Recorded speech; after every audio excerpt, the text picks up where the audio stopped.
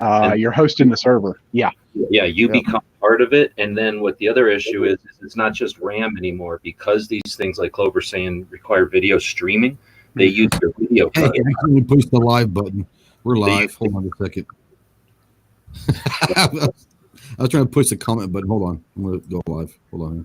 So they use the video card. The opinions expressed in this podcast are those of the individual guests.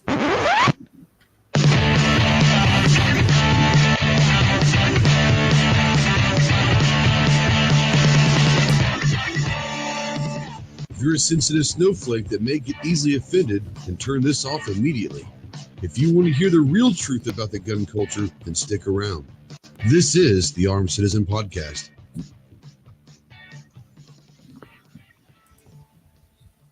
Welcome to the Armed Citizen Podcast live. This is episode number 113. We are live as always on YouTube and simulcasting as always over on gunchannels.com. And if you're not familiar with gunchannels.com at this point, come on over. It's a great pro-gun, pro-2A community started by G-Webs basically 6 years ago now. And it was built by gunners for gunners to have conversations just like this.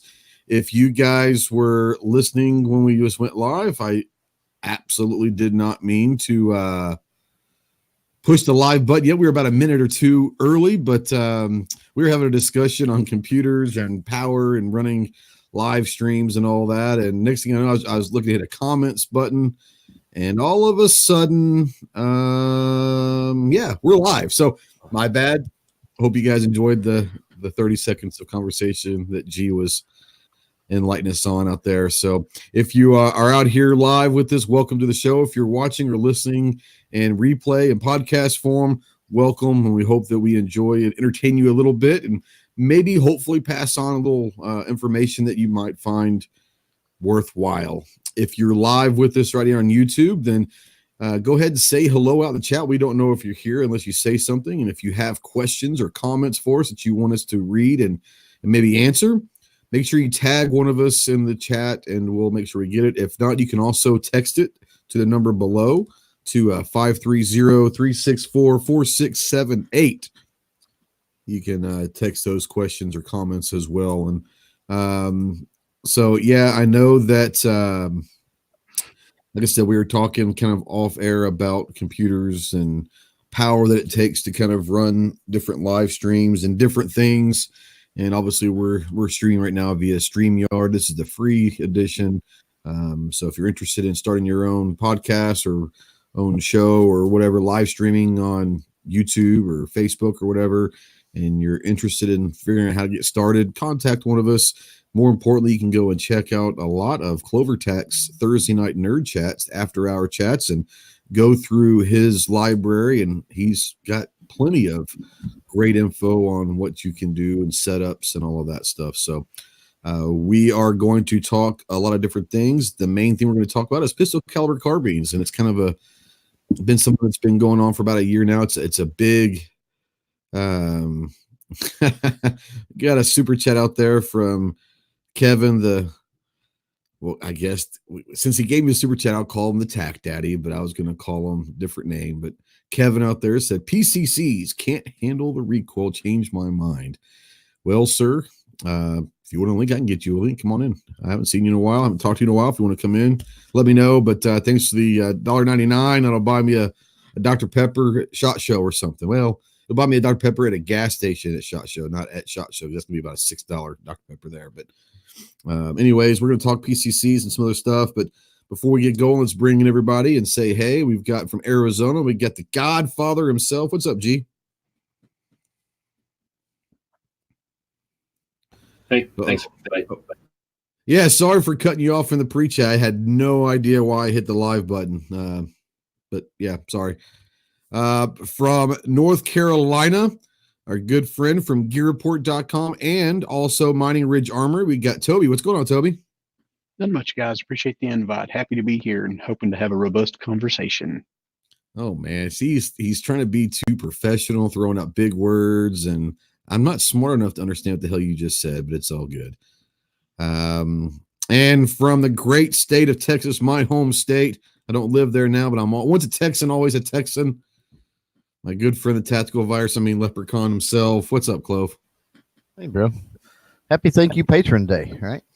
I was getting ready to bring that up. Yeah, I put a post out there, and in case people aren't out there, don't know, today is Happy Thank You Patron Day. So if you're a patron of mine or G or Toby's or Clover, I'm sure they all are going to echo this, but thank you very much for the support. As far as I'm concerned, excuse me, most of you guys know it's been an interesting year for me, and I had kind of shut down some stuff there for a few months, and basically was just doing my weekly live stream there for a while. But thank you to all the patrons out there that still believe and support in our mission and what we're doing with our projects. And 2020 is going to be a great year. It's just been one of those things, so but thank you to everyone for always believing and supporting. And I'm sure, Clover, G, you guys want to say anything about Patreon, you're more than welcome to at this point. Great platform. Get over there. Even if you can't support somebody or whatever, there is a follow button. So right. poke around, see what all's happening. A lot of creators, I know, Ghost that way, G's that way, I'm that way. A lot have a lot of special offers and special content and ways to engage and stuff like that over on Patreon. Totally different experience, totally different family over there, different vibe. So check it out. It gets a bad rap for a lot of different reasons, and I think it gets a bad rap mostly by people that don't utilize it correctly, and those that just take somebody's word and does not experience it for themselves, or maybe that doesn't experience with the creator that actually uses the platform. So put all that to rest and go experience it for yourself. Absolutely. We've got someone out there that I haven't seen before, maybe before, maybe not, but Affordable Optics and Rifle Review says hi from Ottawa. And I'm assuming that means Ottawa, like Canada? Canada, Hey, pitter patter. If he's from Canada and he knows what Letterkenny is, he'll know what pitter patter is that's a hard no or in it to win it. There's so many great one-liners from Letterkenny. It's one of my favorite shows ever. You gotta go check out Letterkenny. It's over on Hulu.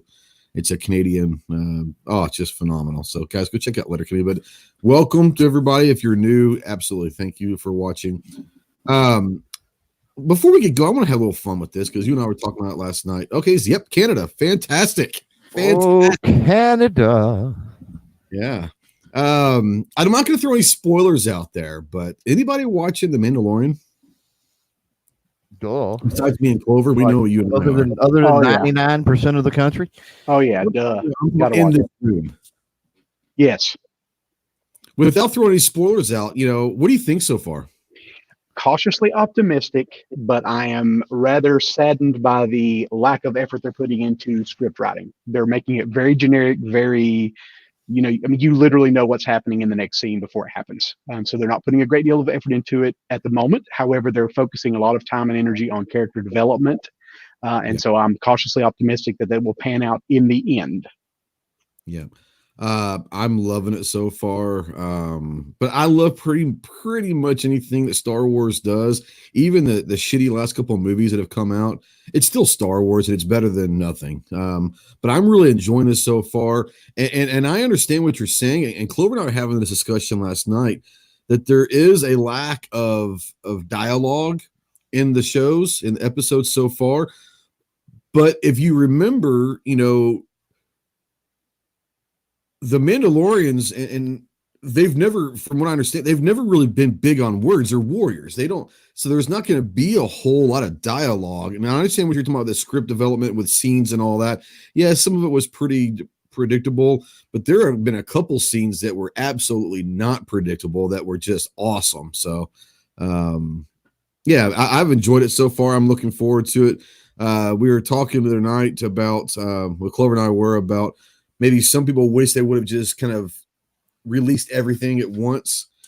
And I think that they did it right, because if they would have done all that, then people would have spent the $6 or whatever for Disney Plus and then watched everything in a day or two and then canceled their subscription. So in a business sense, I thought it was probably pretty smart that they're doing it the way they did it. as a personal watcher, I like it because what's up, John? 12 gauge. What's up, my man? Haven't seen you in a while. Greetings, Idaho Rogers, USMC, everybody out there. JJ's out there.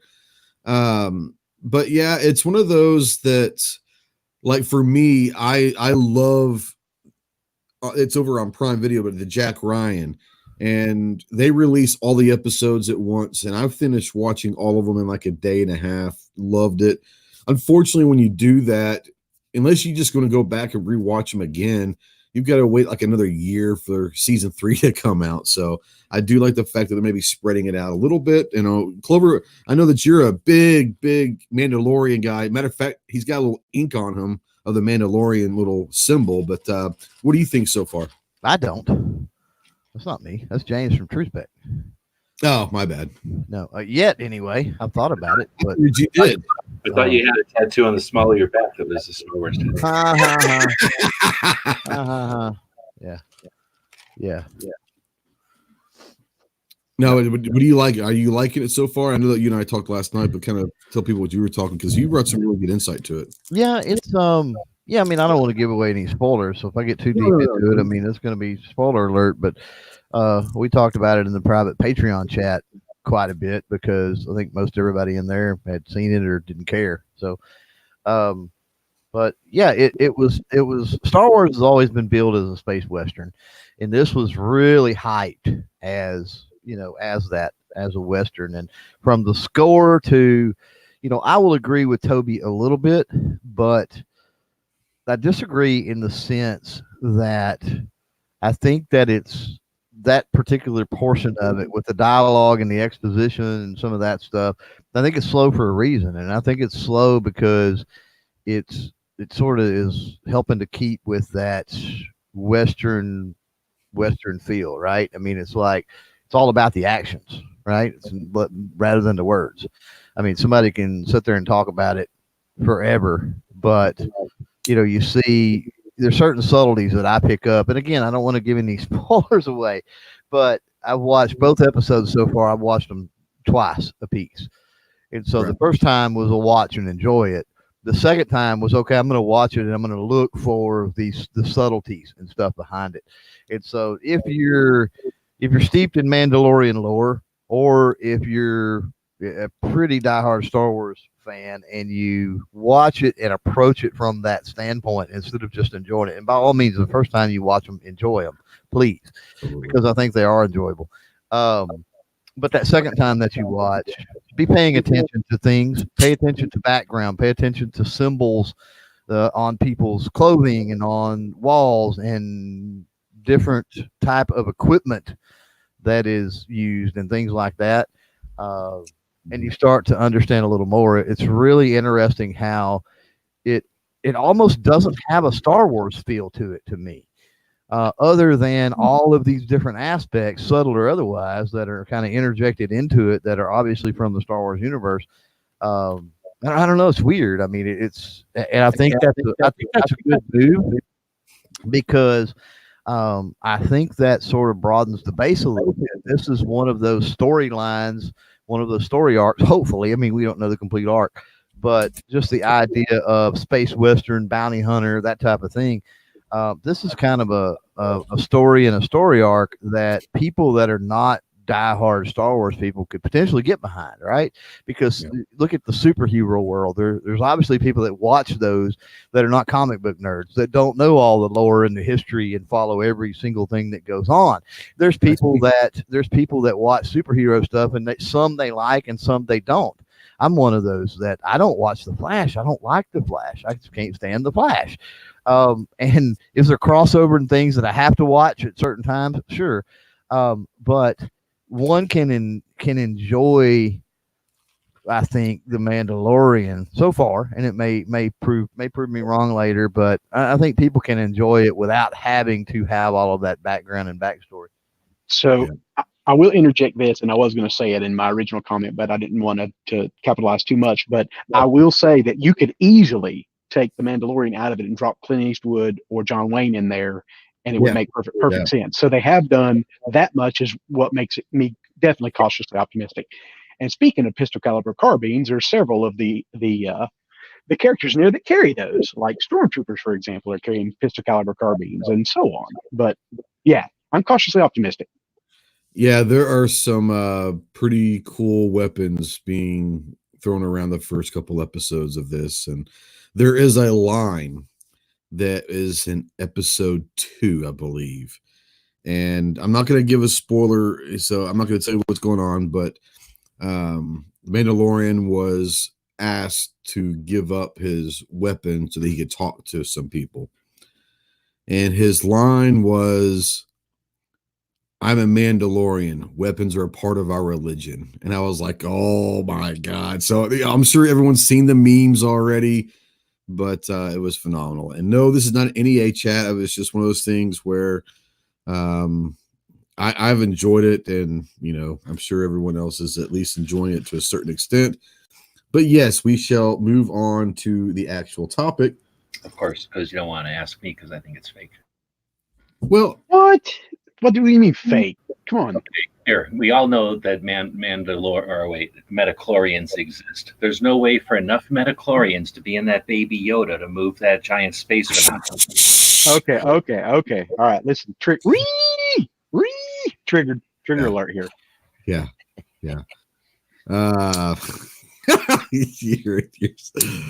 Thanks, G. always can count on G. All right, so Black Cat says the next topic will be flat Earth. Negative Ghost Rider. Negative Ghost Rider. The pattern is full. No, so yeah. No, let's move on to our actual topic is pistol caliber carbines, and this is something that they've been around for a long time, but I would say in the last year to 2 years is when they've just kind of really become a thing. And, I think a lot of companies have had ones here and there, but I think most of the companies are now at least testing the waters and trying to get their thing out there. Because for me, and I'll start off by saying is I'm a big fan of pistol caliber carbines, and I know that there are some people that are not, and I'm sure we'll hear some opinions, and that's cool.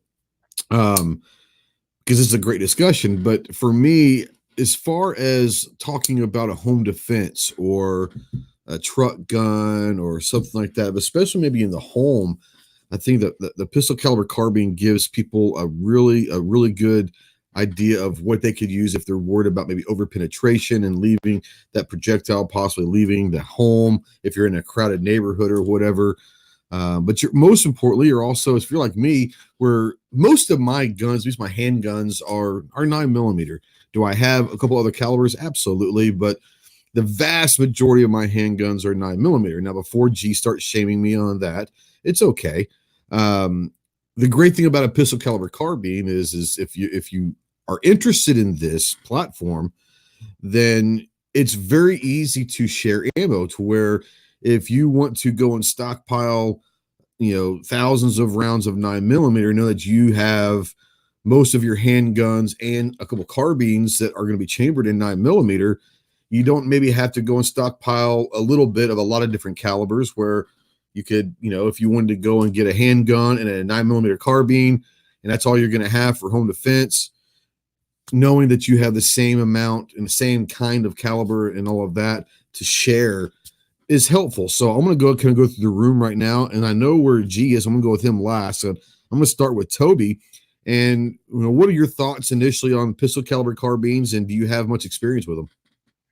Yeah, so I've actually done a review for one of the PSA. I think it was the PX9. It was the pistol length one. I believe it was about a 10-inch barrel, 10 and a half, something like that. So, I've had some. I don't particularly own one yet.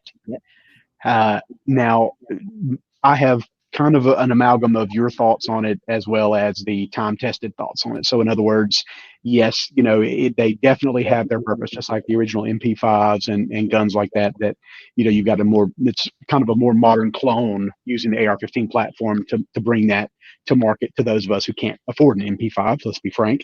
So they do have their purposes and their uses: over penetration, quick target acquisition, and room movement when you're going in and around barriers, particularly when you're pieing into a room to be able to get down to low ready and back up quickly and pop back into on target.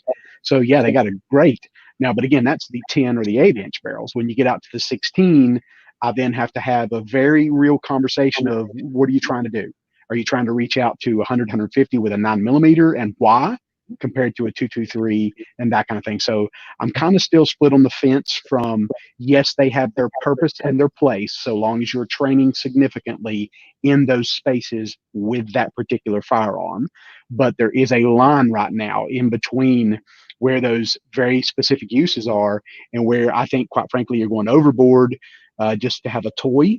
And then more importantly, the time testedness, I guess that's not a word, of the platform, right? So I mean, there's a lot of failure points on them because they're just not there yet.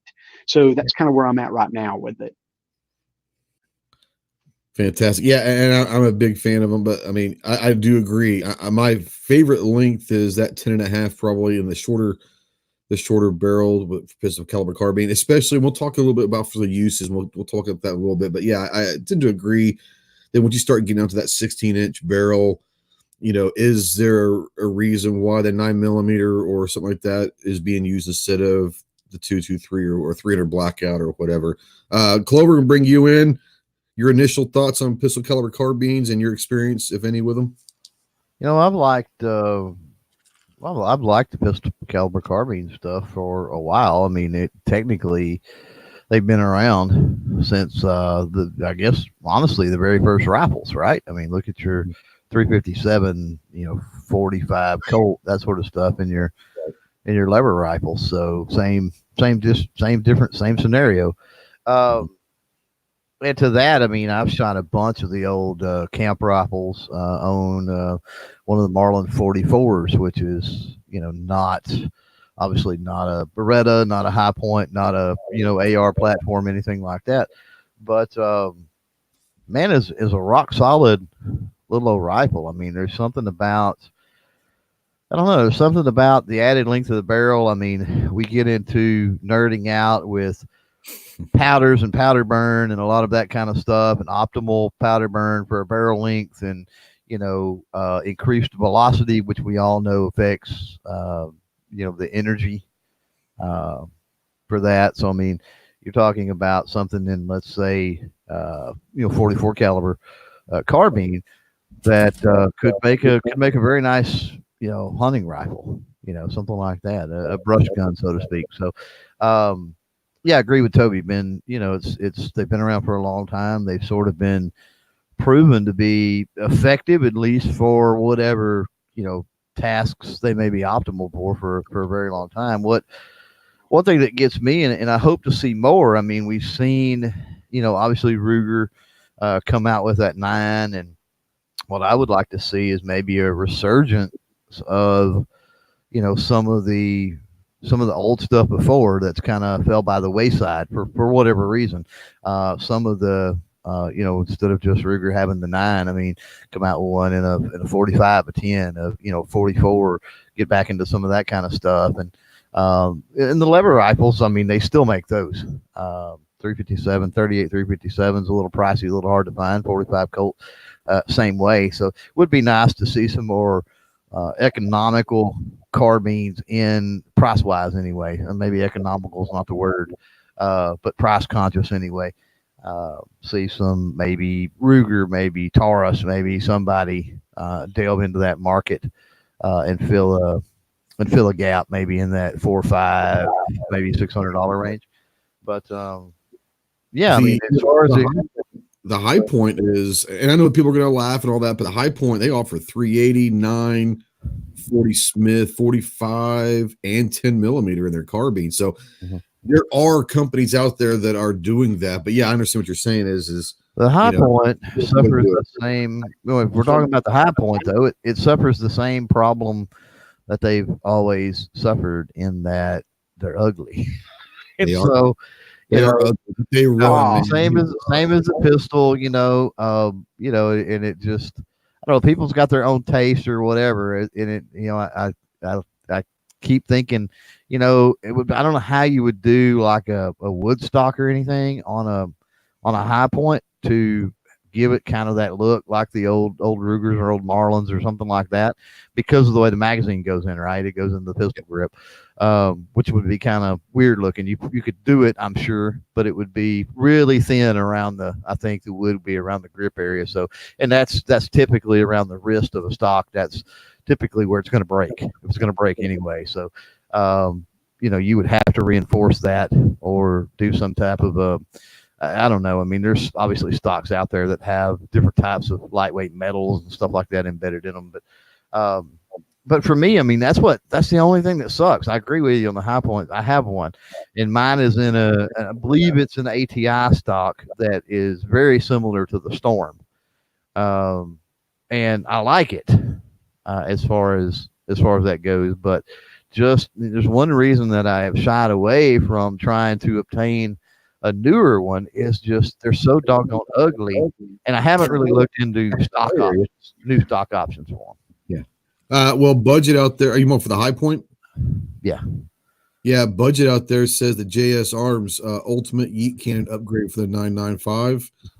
I'm assuming that maybe you look. Yeah, they've got a bullpup even, don't they, of some sort for them? I believe so. Yes.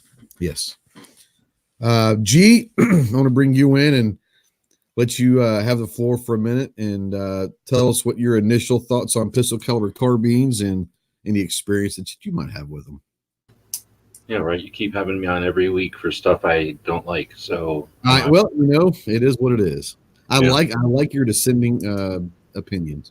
Yeah, I don't like them. There's no point. You're going to carry around something big. You might as well carry around a real caliber. They're like you said, toys, and I guess they satisfy your inquenchable need to consume and to keep buying things, or maybe like a need to have an MP5 and you're scared to pay for one. But no, they're toys, and they're made by companies that don't make stuff for actual use. So people fantasize about using them for things that they're not designed for and they're not capable of doing.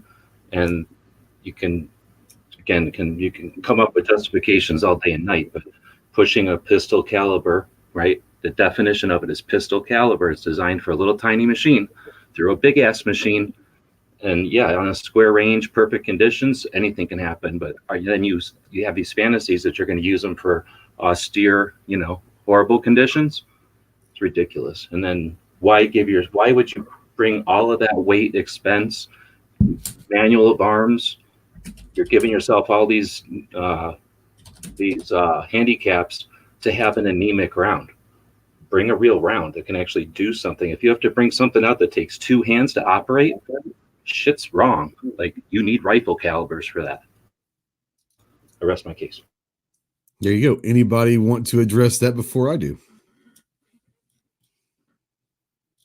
Nope. Okay. Couple things, and this is not just an argument and all that, but no, I mean, I hear what you're saying, and there are people that don't think that they serve a purpose.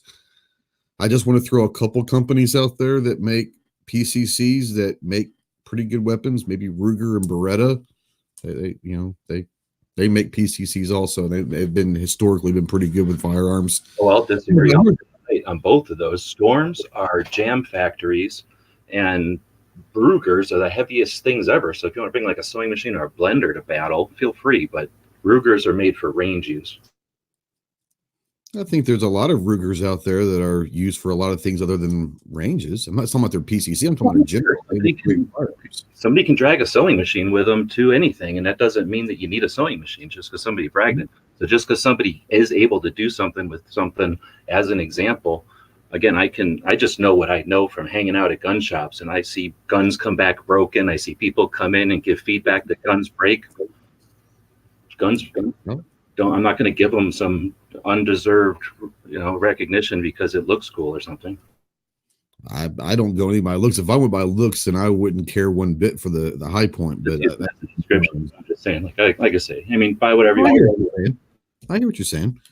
I will say this, that where I do understand the argument that why would you use a pistol caliber projectile through a rifle chassis? I understand that, and there's a lot of people that will say that doesn't make any sense at all, and it very well might not. To me, it makes good sense Like I said, for a specific reason. And like I said, for me, I enjoy the 9mm round and I enjoy how it reacts. And if I can get a 10.5 or 8.5 or hell, maybe a little bit longer to get that through there, then yeah, that's something that I enjoy. I do think that there is an absolute purpose for home defense with them. If you're going to go with your 16-inch AR with 223 in it, and that a lot of people say that that's way overkill, possibly for at most maybe a 15-yard shot, where maybe if you don't like handguns but you want to have them for home defense, and you can get a little AR or something in 9mm or a little carbine in 9mm. I think it just gives options. And I think that's what the beautiful thing about it is it's options. And we're not out there trying to say, I'm sure as no hell not going to say anything. I don't think that everyone's out there saying that everyone has to like them. I don't think that everyone has to agree that they're necessary or they're worthwhile in any way. What I do like is there is the option for those that do like them or think they might want them or need them or could utilize them to save a life. So I'm not saying that there's a great hunting thing by any means. I think that the fact that they're out there is a wonderful thing. We're talking innovation. We're not talking about something that's brand new. We know it's been going on for a long time, but the focus on bringing the pistol calibers back to a carbine is something I think that is new to some people. And I think that, once again, we're talking about innovation, giving people options. Not every caliber, not every platform is for everybody, and giving them options to decide if they like it or not. Hell yeah, I'm all for that. Rick's out there. Nick Nethery's out there. Go check him out. $5 super chat. It says, wish the AR-7 was a center fire pistol cartridge for reliability. Was a center fire pistol cartridge for reliability. Anybody want to touch that one real quick?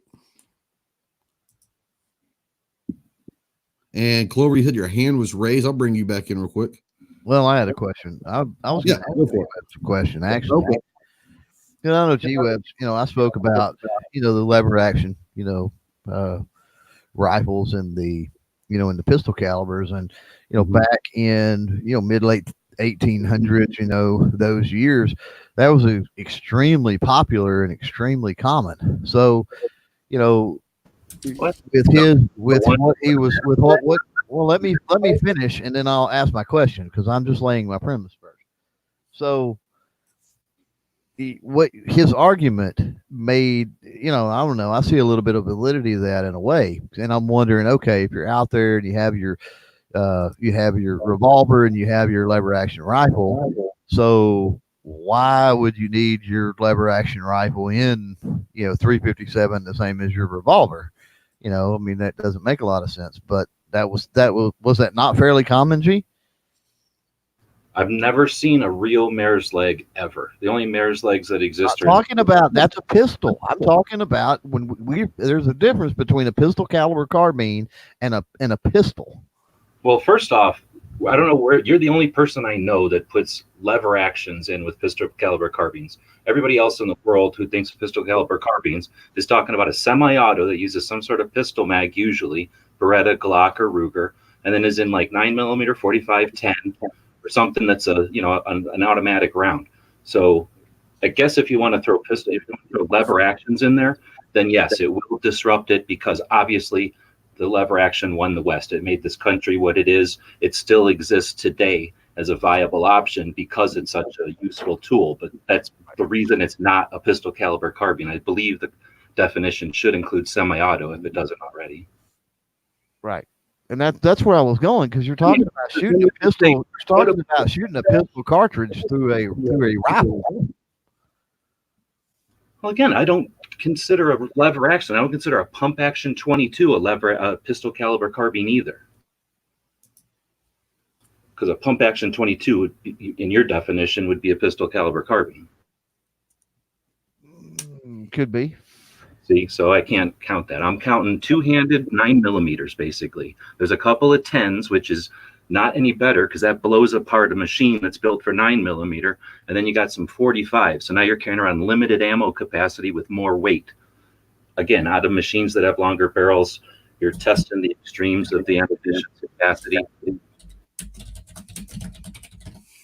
Okay, there are a couple of comments I want to touch on real quick, and Gary and I are thinking, man, he's right there on there with me. He said, if people can buy a PCC at 9mm for a decent price, the ammo is cheaper. They'll actually practice with it and use it.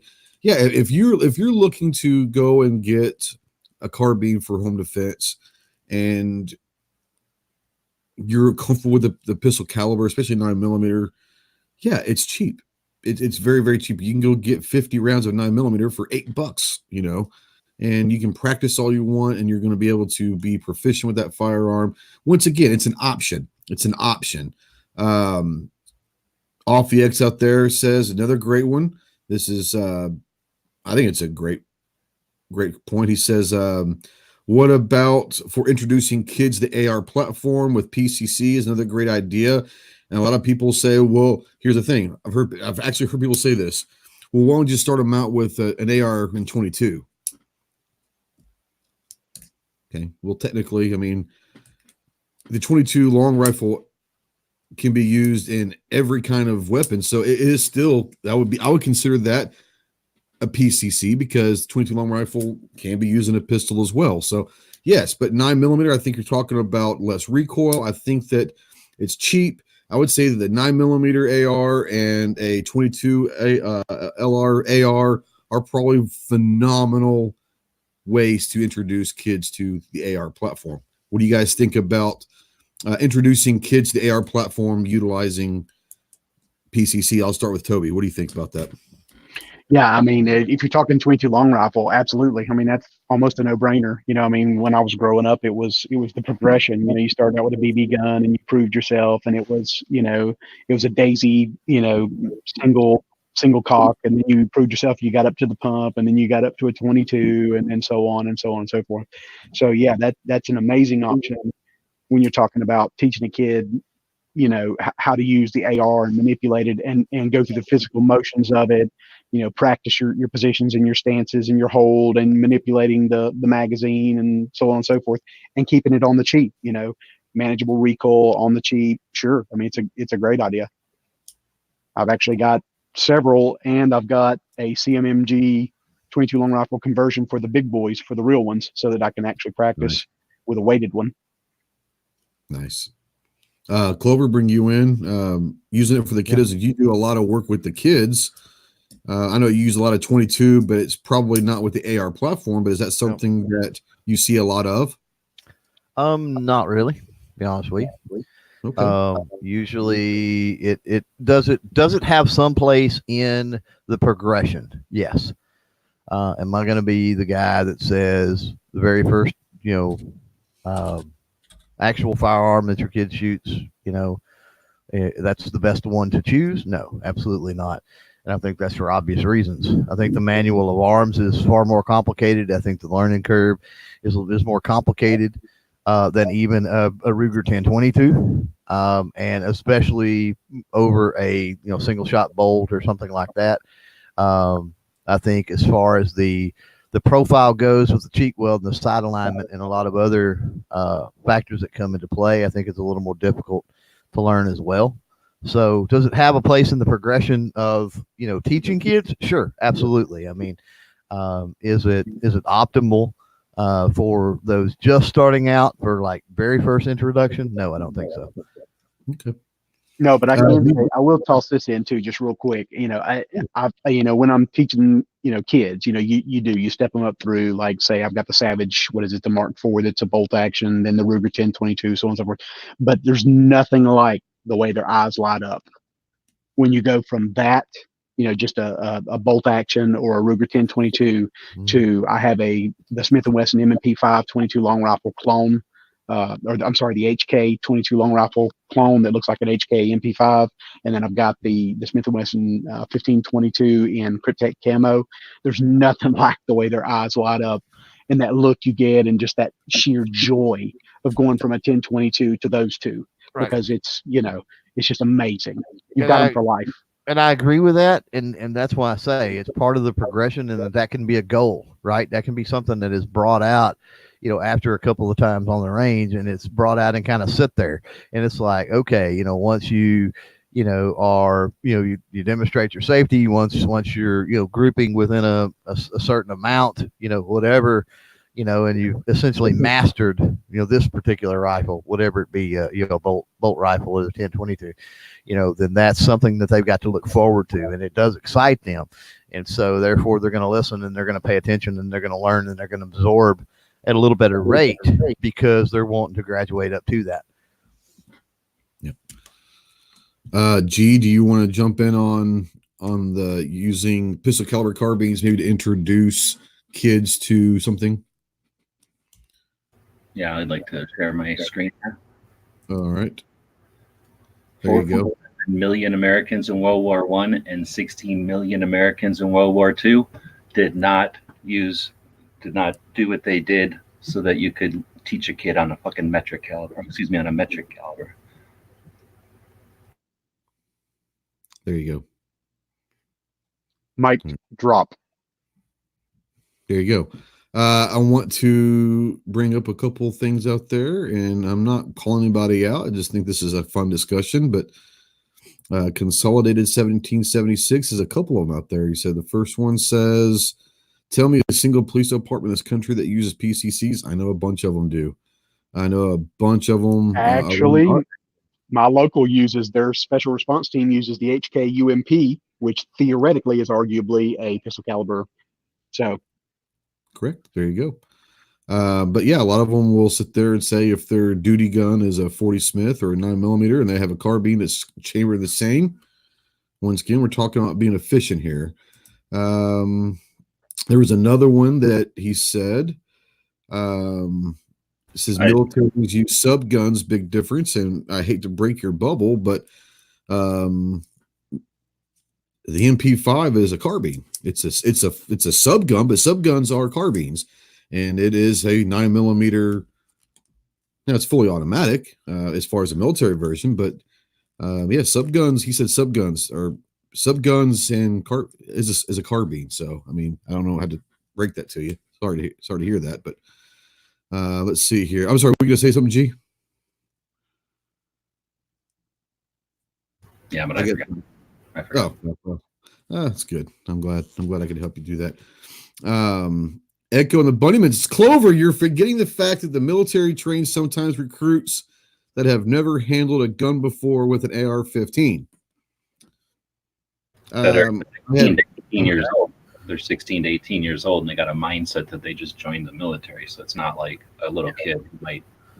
Well, there's also, yeah, exactly, and I mentioned that, like the military is training 8-year-olds now, right? The other aspect of that is, if anybody wants to try to dispute this, go ahead. I think it's going to show exactly how out of touch and crazy you are.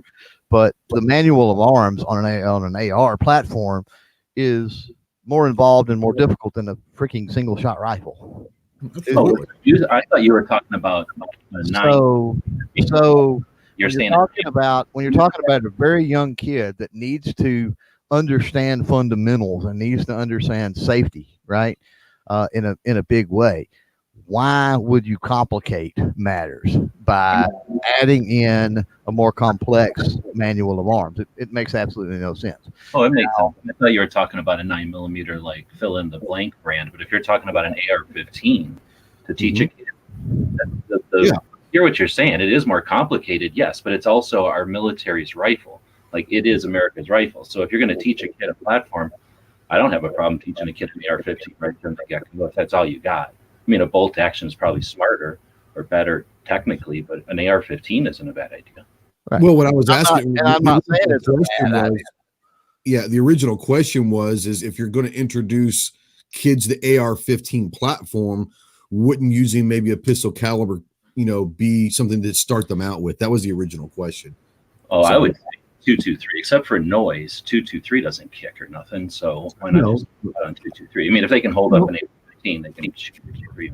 The reason why I asked that is let's take 22 long rifle ammo. You can go buy 1,000 rounds of 22 LR for what, $20 or something like that? Yeah. Oh yeah, I'm not against that. What I'm saying is if you're getting a bunch of kids and introducing to the platform, the AR platform, using a 22 LR or 9mm, when we're talking about very inexpensive ammo, is, in my opinion, I think that'd be a very smart way to go to introduce them to that platform. And obviously, the 223 for a 10, 12-year-old is not going to overpower them. But cost of ammo, like I said, 22 LR, you can shoot that forever and not even notice it. You can't do a 223 indoors. Maybe you could probably take that 22 inside to some range. But you could 3 and then just a 22 bolt, so that the kid can grow or change his mind or do both with the gun right away.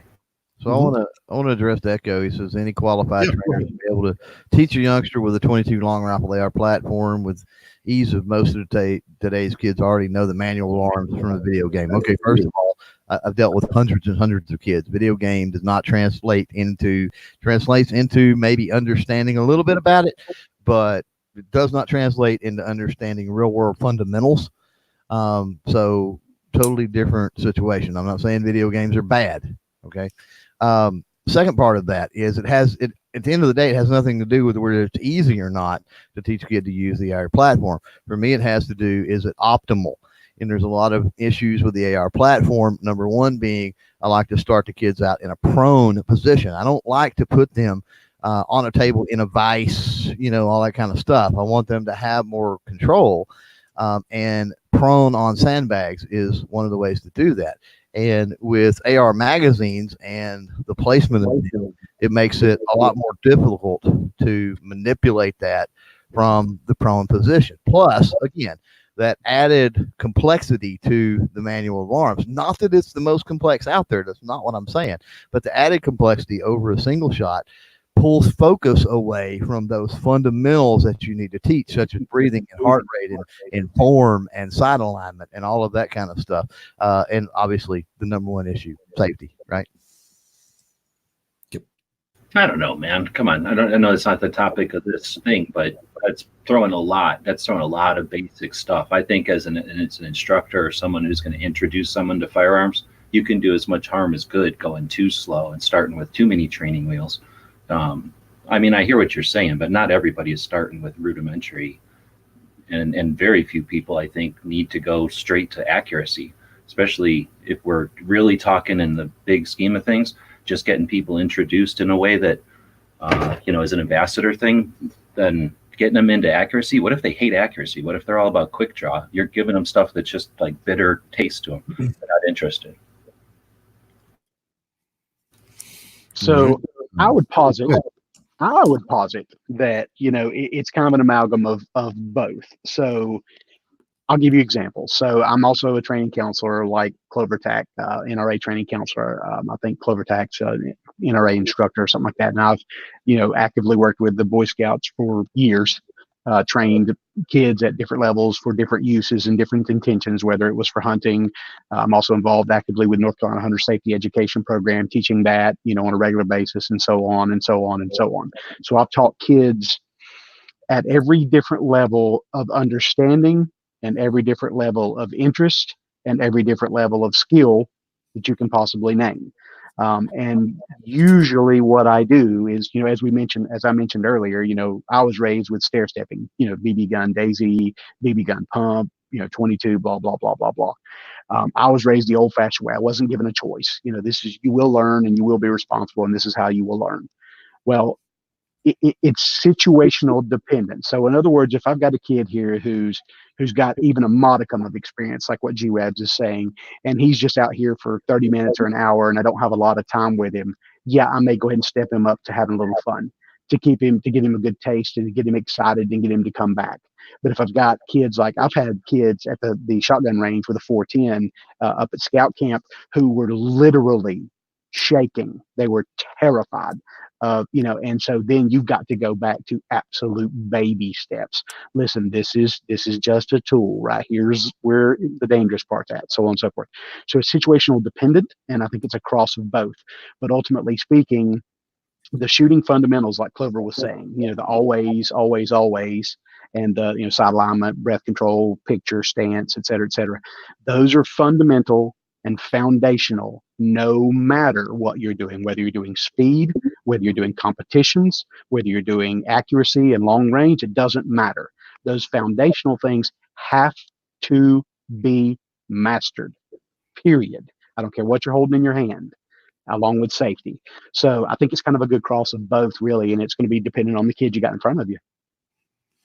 Yeah, and I can speak for someone that didn't shoot guns growing up. Like I said, I before joining the Marine Corps, I probably shot maybe some like 22s half a dozen times at my buddy's ranch and just having fun shooting at cans or whatever.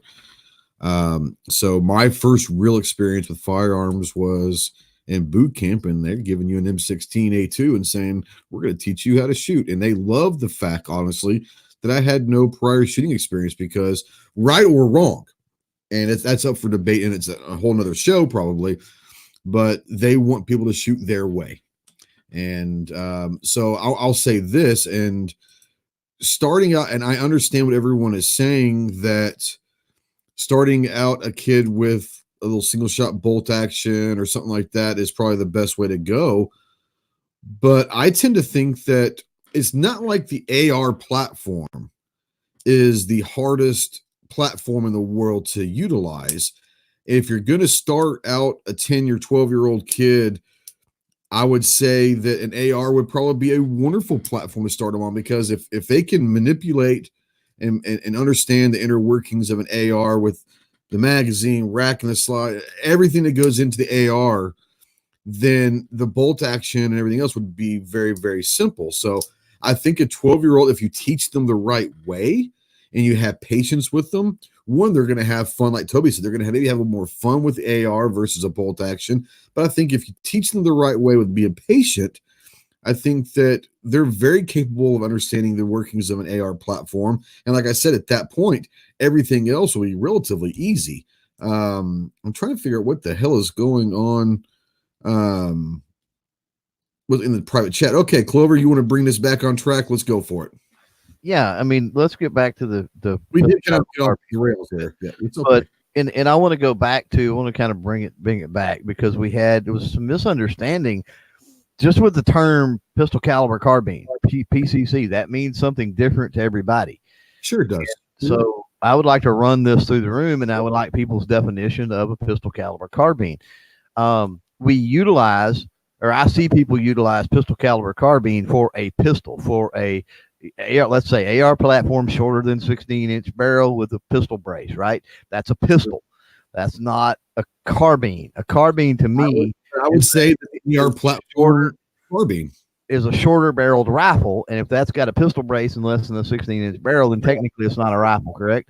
So I have a problem applying PCC to defined by definition. I have a problem applying PCC to an AR pistol. So that's why I went with the lever action carbine, or they had the 45-70 Sharps carbines, right? A shorter version of that rifle, and so forth and so on. To me, carbine denotes a 16-inch barrel. So there's a lot of people that would suggest that. Yeah, absolutely. Go ahead, Toby. Yeah. No, so then you're talking technical definitions, technical words, and getting into semantics. And I agree. Carbine specifically is, even more so, is generally speaking, has an adjustable stock to get into the true definition of the word carbine and what it's for. However, 99% of the population doesn't know that. And so what they're envisioning, in my mind, what they envision is, the HK UMP is a 45 ACP, the HK MP5 is a 9mm, the AR9 is a 9mm, whether it's pistol length or full 16-inch, rifle or carbine length with the adjustable stock, and so on and so forth. So I think the general population views PCC quite differently than us gun nerds. Well, and I agree 100%, because I'm one of those people. Yes, if you want to be out there, it's that 16 to 20 inch, 16, 19 inch, carbine length or whatever, under 20 inches, 16 and above. I'm one of those that I would consider an MP5 as a PCC, a Chris Vector, a PCC. Yes, I am one of those that actually would consider it's in general terms. Now, obviously, technically and all that, but when I'm talking PCCs, I'm going to throw in an 8.5 or 10.5 inch SBR or AR pistol. And I might not be technically saying that, the right way, but that's what I consider basically anything. And Dead Horse hit it dead on. He's exactly where I am. anything that you can shoulder. And I would sit there and say anything you can shoulder, excuse me, that's less than 20 inches. With 2 points of contact, right? Yeah. Basically. 2 points of contact with, 20 inches or 19 inches or less. That's what, in general terms, that's when I say PCC, that's kind of what I'm going. And like I said, and Toby, you're right. Everyone's going to see this, and Clover, you're right. Everyone's going to see it differently. Everyone's going to have their own definition. So I guess I should have clarified that.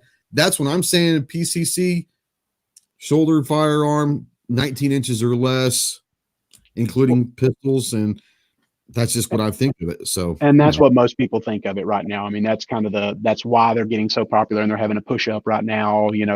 AR-15s, there's been a race to the bottom for pricing, and so AR-15s have bottomed out to where you can get one for $500 or $600. So now industry's looking for the next big thing. The industry's responding, and everybody thinks exact same as you, pretty much. Like I said, just an AR-9 pistol, 8.5, 10 inch. They consider that a PCC because it's 2 points of contact and you can shoulder it. Wait. I mean, you're not supposed to intend to shoulder it, but as long as you don't intend to shoulder it, Correct. Yeah. Whatever. So let's kind of go into this real quick and say that assuming, even with G-Webs here, assuming that we would agree, just for argument's sake, that PCCs are a viable thing and bring value to our community. What are some out there for someone who's looking to get into the PCC game that you guys have shot, messed around with, been around, heard reviews on, or whatever? What are some of the ones that maybe people should maybe look at that would kind of introduce them to that game? And we'll start with Toby. So I mentioned that I've reviewed the PX9 from Palmetto State Armory. So if you're looking for something on the cheap, that's obviously a really good way to go is to get in with one of those. I've messed a little bit with the SIGs line, ranging from the 300 Blackout, the Rattlers and the Virtus and all that, ranging from the pistol calibers, all the 9mm all the way up to the 300 Blackout. So if you're looking more top end, obviously that SIG Rattler line is pretty darn sexy. And then, as mentioned before, if you can afford to get something like the MP5 or the UMP in the civilian version, I mean, that's kind of a no-brainer. You mentioned the Chris. The Chris 45 is an amazing one. I've shot it a couple of times. Chris that too.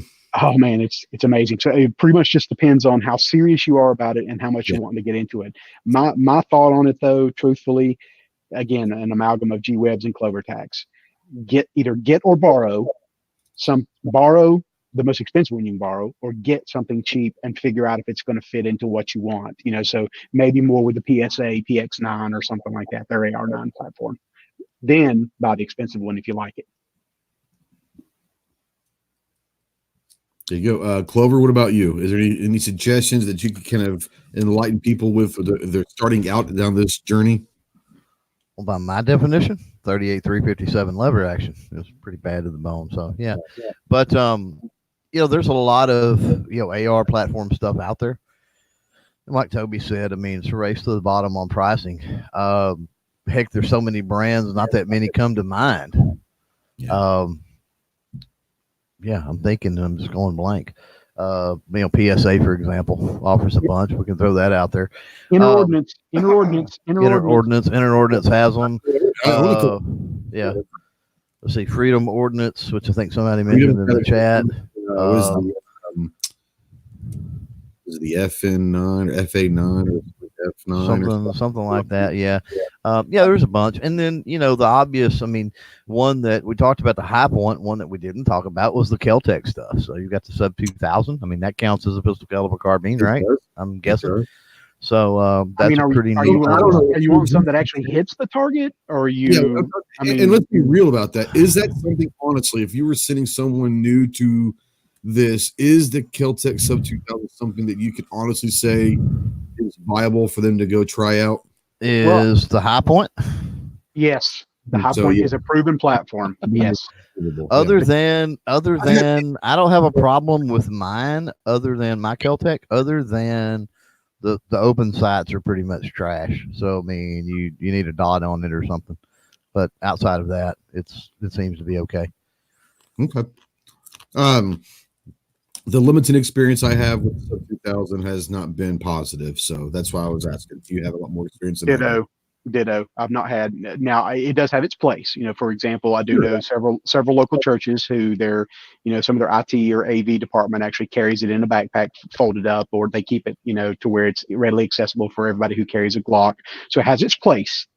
However, if we're talking overall performance, if I had to choose between a Kel-Tec and a High Point carbine, High Point all day long.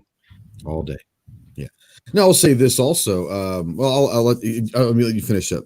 Clarence, go ahead. Go ahead and finish up. Oh no, I mean I agree with I sort of agree with what Toby's saying. I mean, if both of them were on the table, and the only reason I think I would pick that's assuming that I could put a stock on the High Point, right?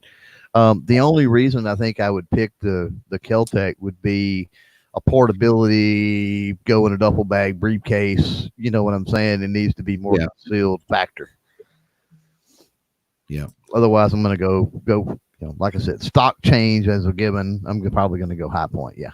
Sure. Now, budget out there saying the only thing wrong with a High Point carbine is a single stack magazine. Well, wish they make it double stack. Absolutely. But the High already so big. It does a single stack, but you can go and get a red ball magazine and increase your capacity to 20. So, but the magazine is already so thick on those. Can you imagine if it was a double stack? Yeah. G, do you have anything that you want to bring up as far as? I mean, would you recommend a PCC to anybody, and if so, what would they be? P90. Oh yeah. I'm off. I absolutely love the P90. The 5.57 by 28 is a crazy ass round. It's a little on the pricey side, but if you happen to have the FN 5.7 and you want to share ammo with your P90, then by all means. I bought my daughter a P90 clone at Wanamaker, chambered in 22 LR. So we're gonna have fun shooting that. And the 5.7 uppers as well. The ones that have the magazine on top and eject through the mag well. Yeah, and I believe they're proprietary, whatever you call them, magazines, are they not? It's not like you can go find them aftermarket. I think they're proprietary magazines for the P90. I don't know. I might be wrong about that. I thought it was the P90 magazines, but I could be wrong.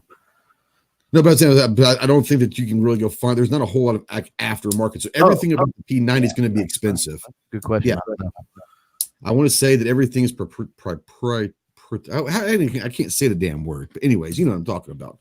Everything about the P90 is expensive, but everything's badass. The 5.7 upper that he's talking about, though, does use the 5.7 ammo in their mags. Yeah, so that lets you shoot it on the AR platform, basically proprietary. Mm-hmm. There it is, right there. Fuck it, I can't say a word. Damn. Yeah, fuck it. I'm done. Can't say it. I'm done. The red ball mags do suck budget, but it gives you until something else comes out, it does give you a capacity of 20 rounds at the High Point. For me, yes, I will sit there and say that the High Point is for $299. You're not going to find a better carbine in the world for $299. I'm not saying you're not going to find a better carbine. Honestly, if I was to sit there and say, if you've got $400 or $500, I would probably say that the Ruger PC carbine you can get for MSRP for like $499. You can probably find them for less than that.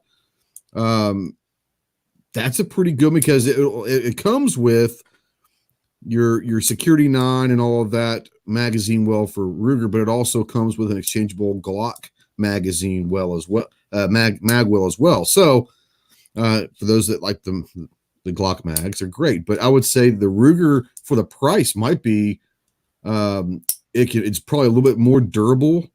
But if you're just talking about value for the product, there is nothing better in the world, product to value and price point, than the High Point. $299 gets you a phenomenally running carbine. It is heavy, it is ugly, it is a High Point, but for the price, it is probably the best value out there.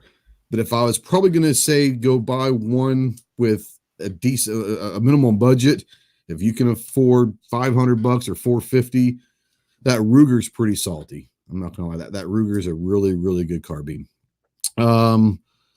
Let's see here. Idaho Rogers said he's going to start hand loading 5.7. He can do some awesome stuff with that cartridge. It's a great cartridge. Echo says I shot a couple MP5 subs back in the 90s at my buddy's gun shop that had the authorized HK repair facility.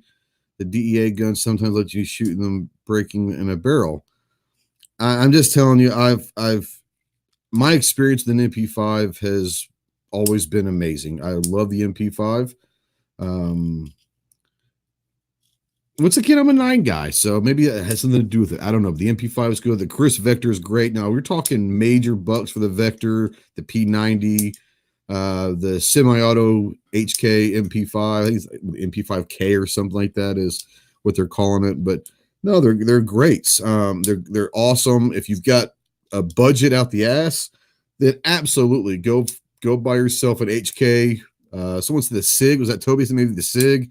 I've never shot the SIG, but the HK MP5 is great. Chris Vector is phenomenal. P90s are great. There's a lot of them out there that are phenomenal. But for $499, probably even less, that Ruger PC carbine is pretty salty, and it's gonna handle a lot of a beating and all that. Budget says so. Thoughts on the M1 carbine? Clover, let's start with you. Thoughts on the M1 carbine? They're fun, but I don't know. I go back to anytime that comes up, outside of fun. I mean, I hate to talk too highly of them simply because of I tell the story all the time. My grandfather and all of his buddies from Korea sitting around and trashing on the M1 carbine about how many of their friends and compadres or whatever that brothers that they claim basically died because of that rifle. They didn't like it. They were grand men. Toby, what about you? M1 carbine. Not a lot of experience. Just shot one a few times, and like Clover said, it was fun. That's about my only opinion on it. G, I know that you probably would have something to say about the M1. Yeah, they're neat, but like Clover said, they're not good guns. They didn't work good in the war, and they're all about the mags. The gun's actually fine if you look into it. I guess it's just the magazines, but whenever there's something finicky, there's no point. So the other problem is that most of the stuff you're going to buy is either historic, which whatever we're talking about here is probably not investment purchases, right? It's using purchases. So I'm not going to recommend somebody buys like a piece of history and then carries it around in their house to worry about, rooters or something. And if they're going to buy an aftermarket one, you might as well just throw a bunch of ammo into a glue gun or something, because it's going to work about as well. Get off my lawn. Yeah, I agree with that. And we're talking about a rifle that was designed for war. Okay. If I was not around, I was not alive. None of us in this room were alive. But when America went after the AK-47 and said, we need to, produce a rifle that could stand up to the AK for our military. And I want to say it was the M14, was it Springfield? Was it not? Maybe Springfield that, came up in the late 50s, early 60s. People forget the M14 was like one of the worst rifles like ever created. I mean, it was literally trash. But over time, it has gotten better and all that. Now, the M1 is designed for war. It probably wasn't ever designed to be a precision rifle. It wasn't designed to be a sniper rifle. It was probably one of the better ones at the time for what they had available. But, if you look at it now, if you put an M1 into someone's hands now and a kid, and you give them the option of the M1 or an AR, I mean, there's absolutely probably none of them will pick the M1.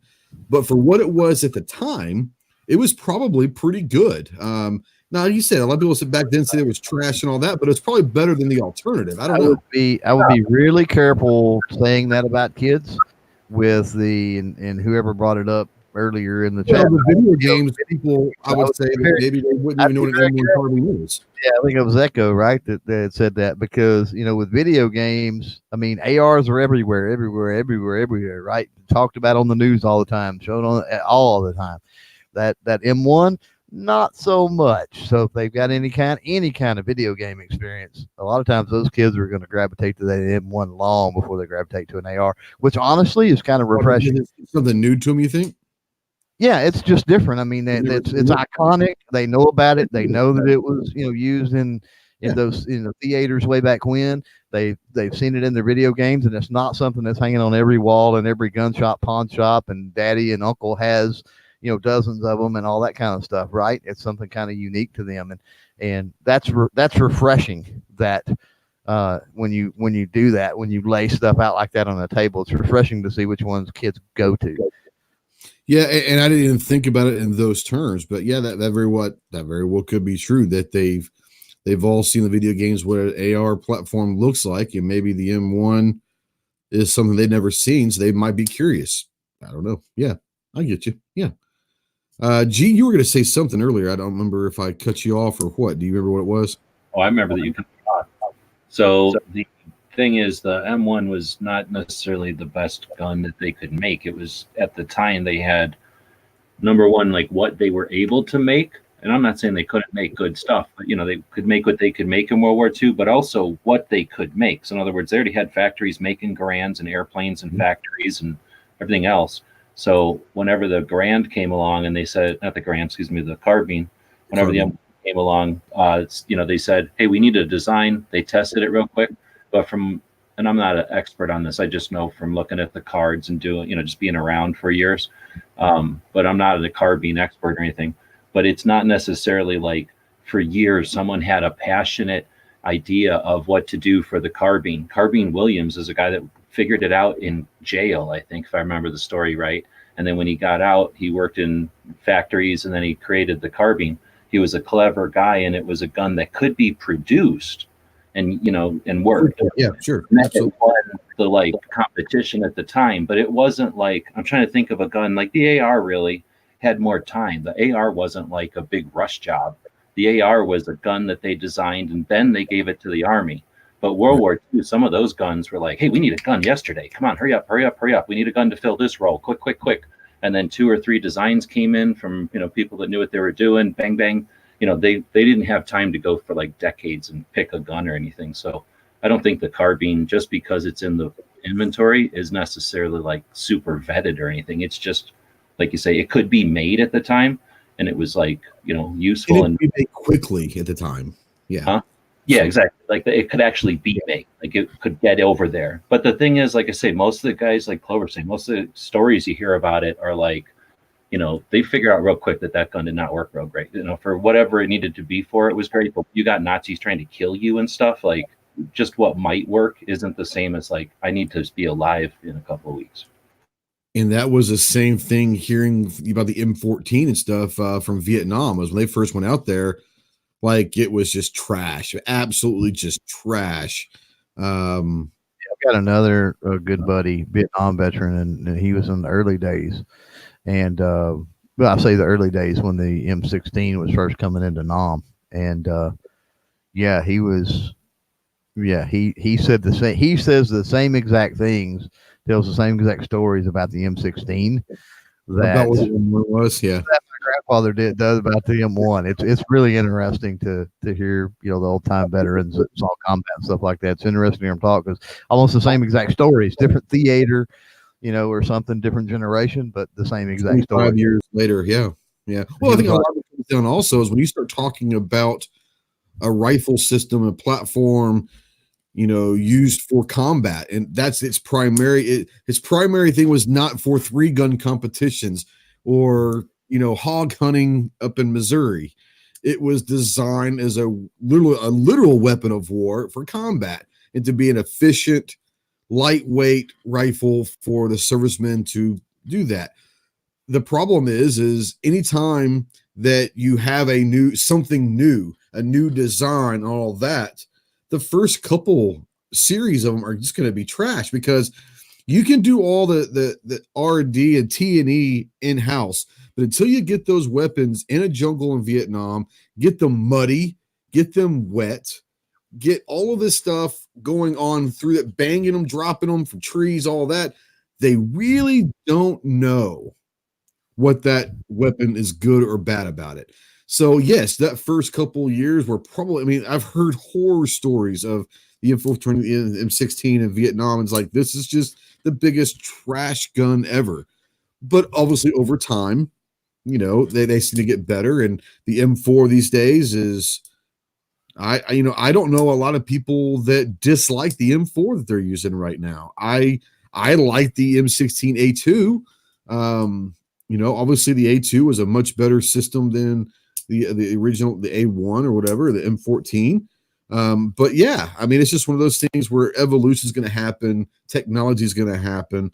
But yeah, and I would say the same thing is I'm assuming that when the race to try to create the American version of the AK was happening, they wanted to get something in our troops' hands quickly. So if it seemed to work well and it seemed to be an efficient platform, I'm sure, like they do with the M1, it's something we can easily make the parts we can get done pretty quickly, and let's get them over to our guys' hands. Obviously, over time, they made adjustments. So yeah, it's just one of those things that it is interesting over time. And like you said, the same people in Vietnam were having the same issues with the 16 and they were with the 1 and in World War II. So yeah, it's very, very interesting. Go ahead. That's where we're in a hole. Can I have the shovel for a minute?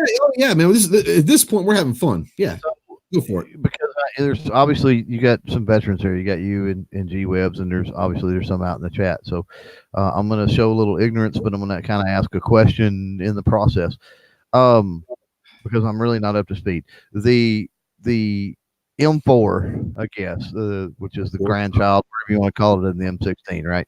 That's the primary light infantry rifle, basically, of the military. Correct.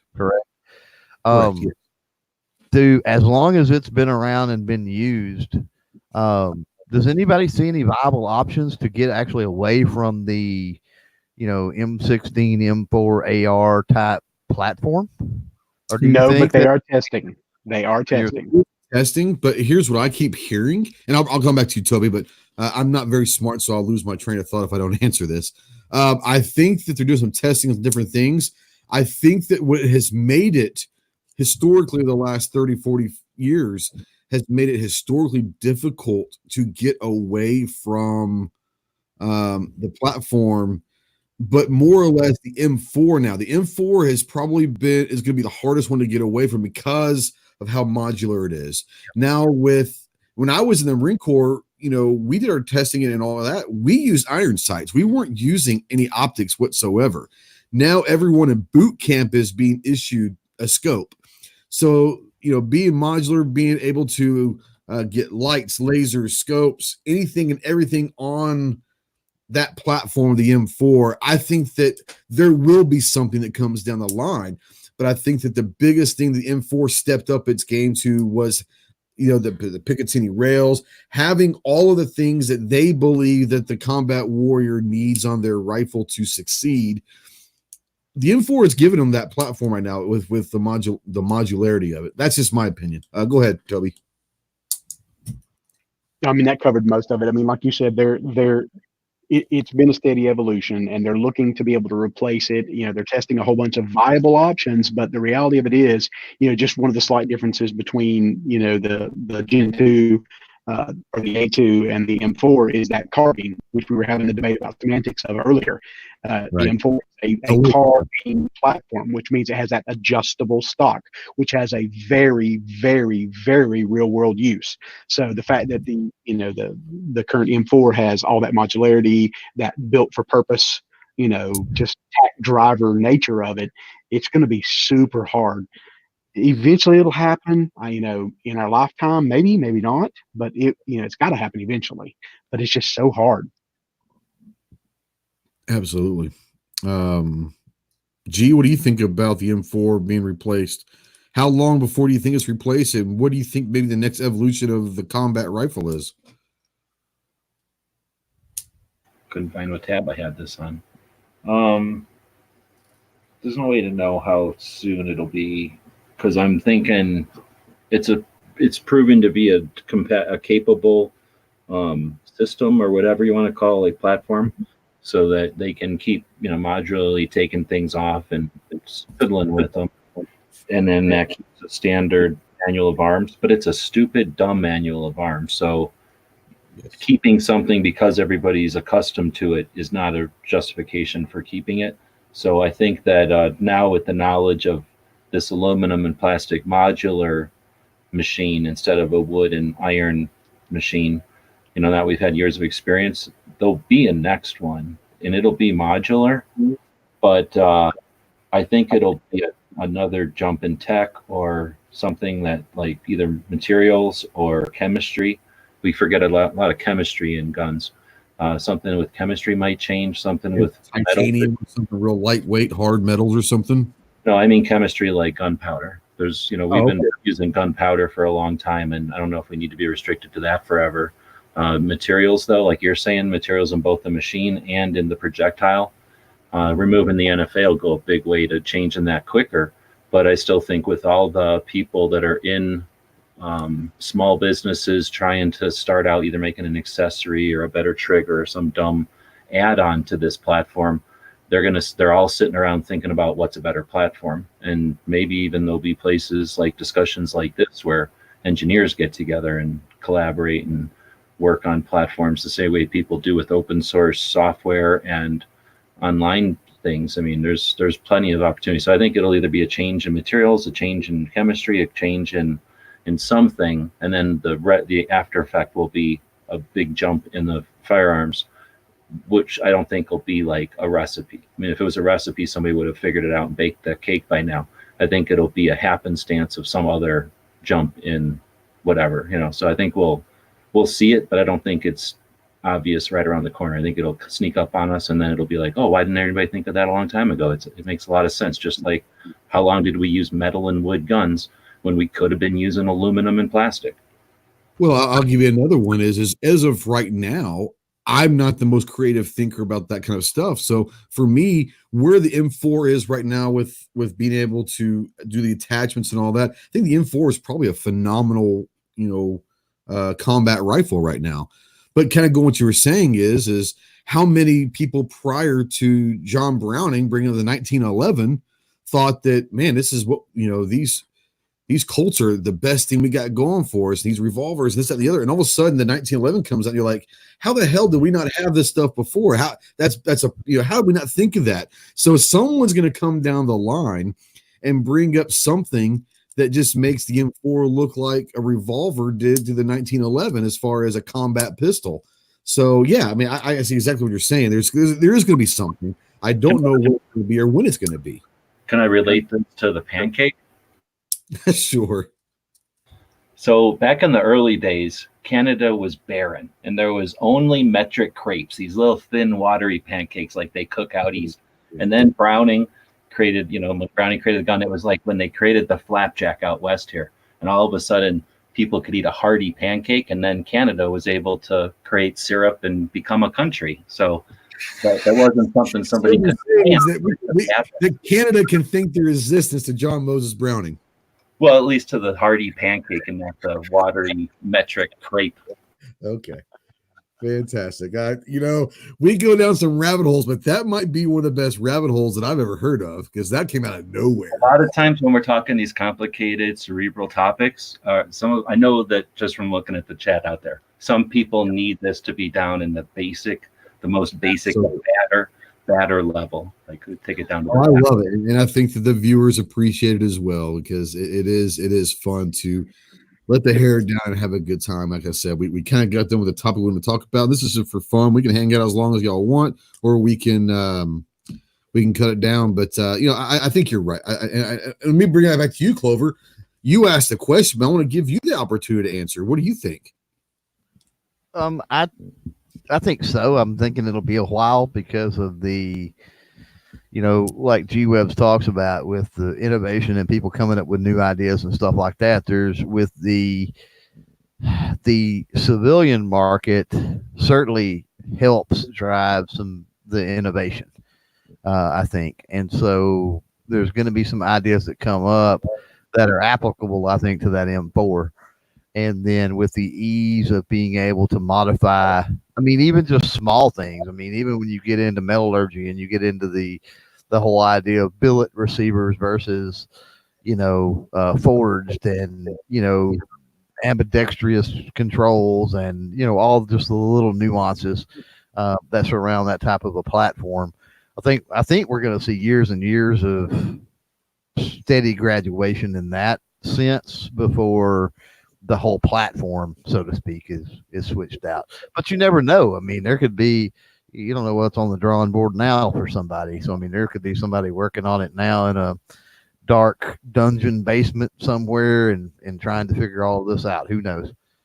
Well, and you also have to take in thought also is there are massive contracts for these rifles and weapons that we're using, and we don't know how long those contracts are out there for. So there's a lot of stuff that goes into it.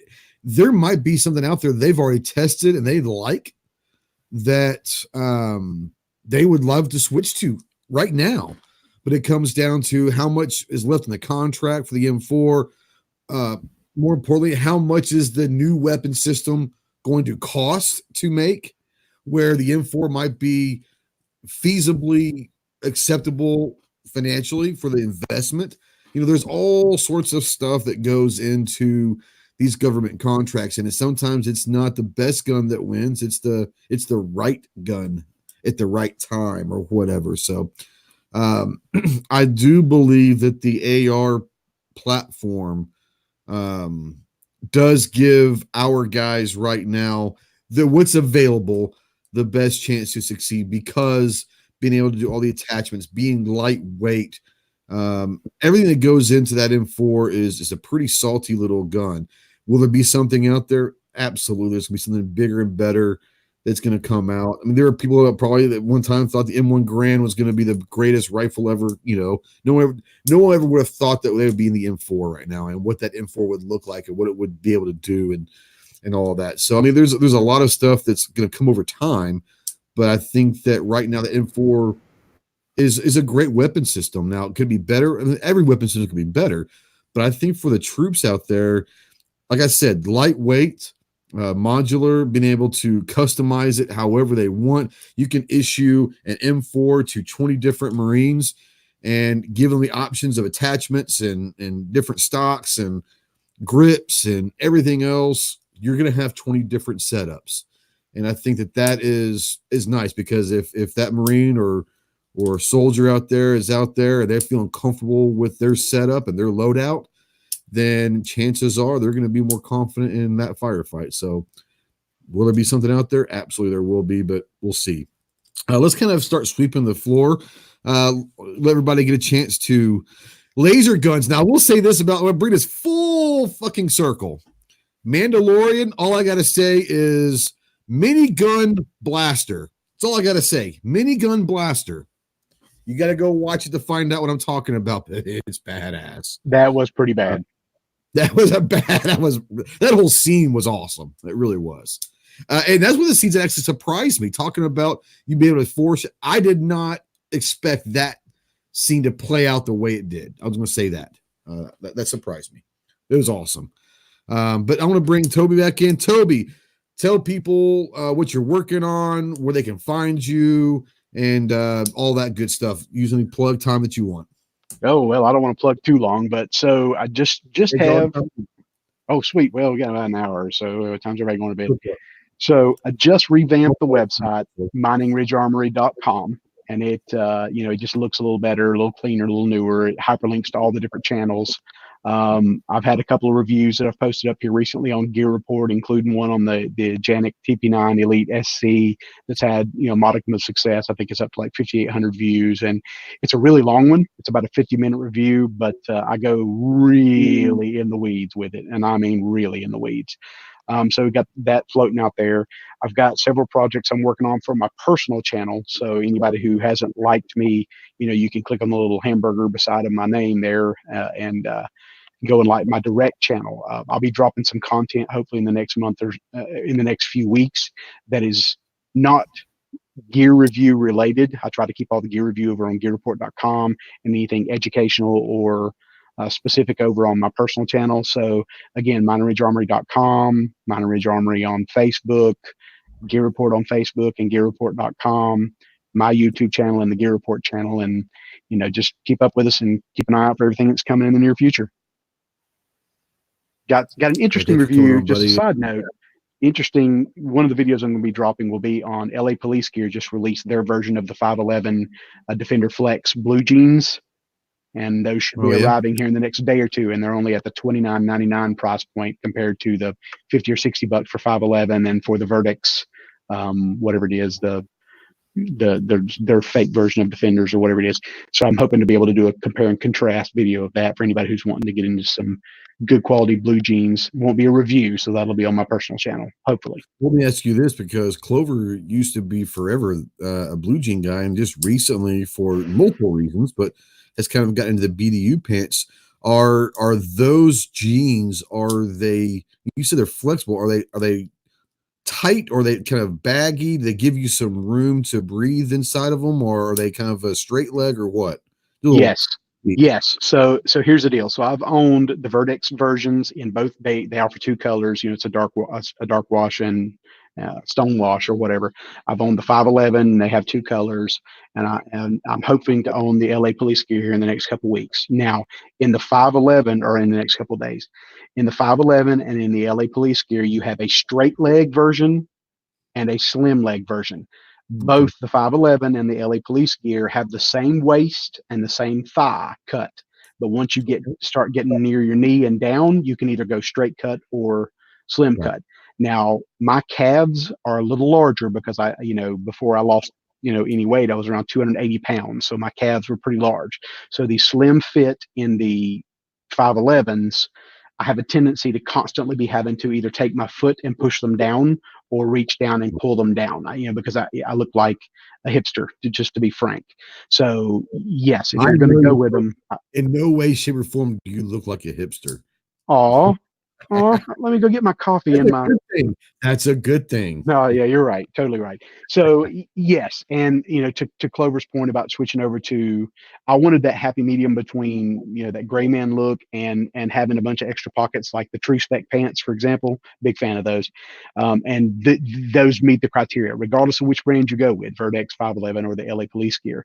They meet that criterion because they've got those two hidden yoke pockets in the back above your back pockets. They've got ample pockets on the inside, little hidden pockets on the inside for handcuff keys or escape and evasion tools, those kinds of things. So it meets that happy medium, yet nobody knows it. It looks like you're just wearing a pair of blue jeans. Gotcha. Well, I was going to type it in there, but I was actually just answered it. Never mind.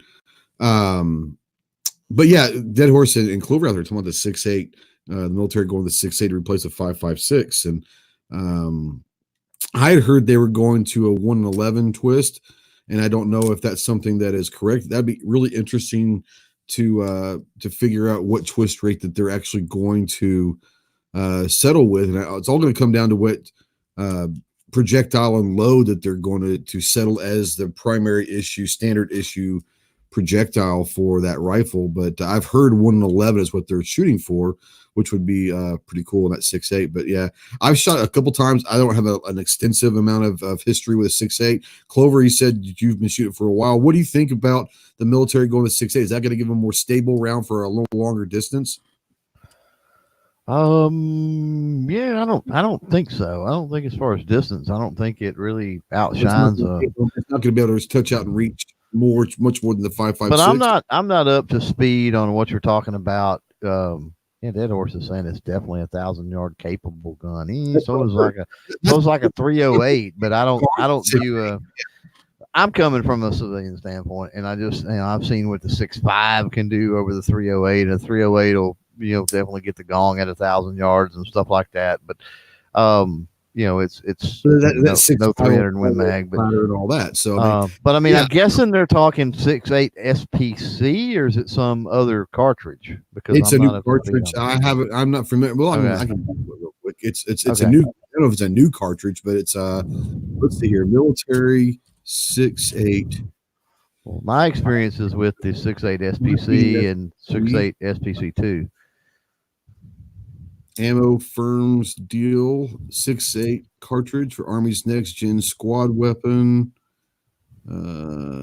Let's see here. This is off of military.com. So you're doing some weird blinking.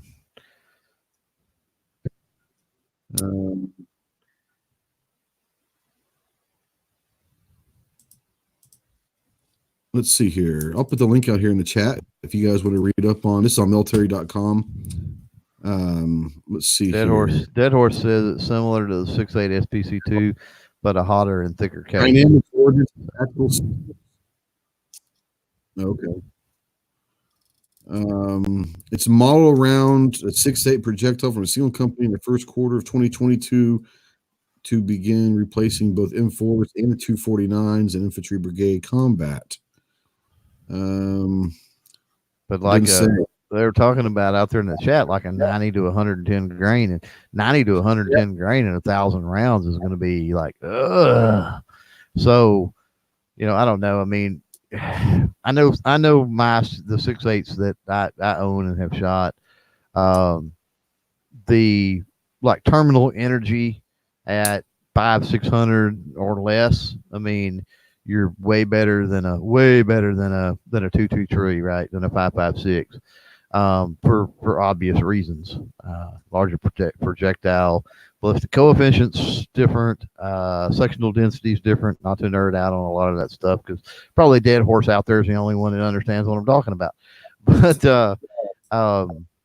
yeah, I mean it's going to deliver a little more at that range. So people call that sometimes knockdown. I hate to use the term knockdown because it's not like a movie where it knocks people off their feet, but yeah, for lack of a better term at this point, knockdown. Yeah. Well, and I think a lot of it also in a real world combat scenario, chances are if I'm having to engage someone that's 800 yards away with my M4, we've got other people that can do that with other weapons, Yeah. Just saying. I mean, you're looking at if 300 yards, it'd probably be the 300 to 500 at the maximum, but I'd say 300 is a comfortable range for the 5.56 to be effective, an effective projectile for sure. Yeah. Oh yeah. And you've got, with the deal with the 6.8, I mean, next time you're in the big box store or your local gun shop or wherever you're at that has ammunition that you can actually walk up and open the box and look at it, which very few places nowadays. Probably your local gun shop maybe is about it, but break out a 6.8 SPC, set it on the counter, and then break out a 7.62 and set it out like right beside it. As far as the brass, I mean, it's you can't hardly tell the difference. Yeah. And you can with the, obviously one is, a 311 projectile and the other one is a 6.8. So, a little bit of, or 277, I should say. Let's not go metric because I know G-Webs didn't like it.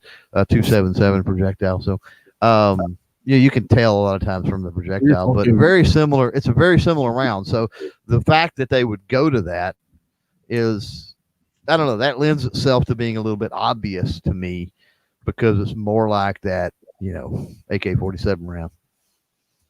Yep.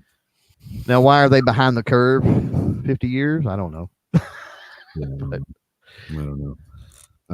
But yeah, I'd heard that. It's probably maybe about 2 or 3 months ago. That's when they kind of really started announcing that they were changing to the 6.8.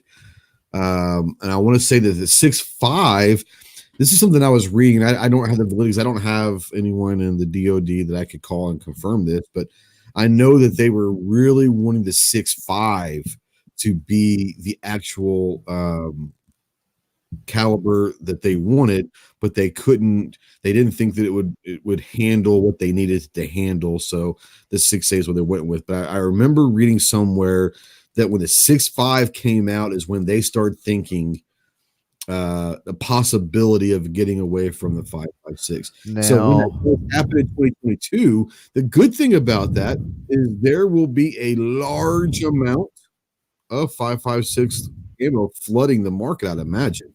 I'd have to imagine. Maybe, possibly. I mean, they could always use it for training and other purposes. But yeah, you talk about the 6.5. The 6.5 Grendel's a great round. I mean, and that's in the 5.56 platform in that 15 AR-15 lower, upper, and lower, and everything. Better than the 6.8 SPC? Probably. I hate to say that because I never have cared for the 6.5 Grendel, but it's a pretty sweet round. So that it makes sense and very similar as well ballistically and everything. Maybe even a little bit superior to the 7.62-39. So makes sense they would look into that. Shut your mouth. You shut your mouth. Just kidding. Ballistically. I'm a big fan of the 7.62-39 round, and so you shut your mouth. So think about that 7.6. Think about the 7.6. Think about the 7.62-39 is production is just worldwide and whatever, right? For cheap, man. Yeah, anywhere for cheap. Well, since you're talking, why don't you go ahead and plug what you guys are doing and anything coming up and whatever you want to talk about? Not really. I mean, clovertac.com, you can kind of follow everything. Tell everybody once again, happy, thank you, Patrons Day. And definitely, I mean, there's folks out in the chat as well as in the comments below probably and here on the panel that hang out over there and do things. So, yeah, go over there, hang out on Patreon, support the people that you enjoy, support the people that actually do stuff for you rather than just put out content and expect you to lick their boots, so to speak. There you go. G, you want to talk a quick synopsis of the tour that you went on or anything you got coming up? A quick summary of 21 days? No, but I do. You guys are talking about pants, and pants are important. Yeah. But what's even more foundational, is a tactical union suit. So that's what I'm going to be working on. They'll have a Velcro flap on the back, so tactical, and then multicam, kind of like a spandex color. I definitely want to see pictures of this. I really want to see your working model. I would love for you to get someone to dress up in your working model and really show us what you're working on. That would be wonderful. That might win pick of the year. Just saying. You got anything coming up you want to discuss or plug? Nah. Thanks for the invite. Thanks for the link. Thanks for the show. Absolutely. All right. Well, guys, thanks for watching. Like Clover said, thank you. It's happy Thank You Patrons Day. I put a post over on Patreon for my patrons and on Instagram and all that. But yeah, thank you. And especially for me personally, this year has been I wouldn't say a difficult. It's just been a different kind of a year. It's just, and thank you guys for understanding that there was a 2 or 3 month period where I almost disappeared and had to take care of some stuff in my private life, and you guys were supportive and all of that and all that. So thank you for, like I said, always supporting and believing in our mission and our projects and what we're trying to accomplish through our video, our podcasts, and all of that. So we appreciate you very much.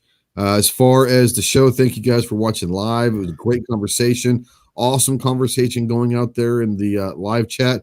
If you're watching in replay or listening in podcast and you have comments or questions or anything that you want to discuss, use the comment section below. That's what they're there for. We love getting feedback, good or bad, but we love getting feedback from the podcast and all of that.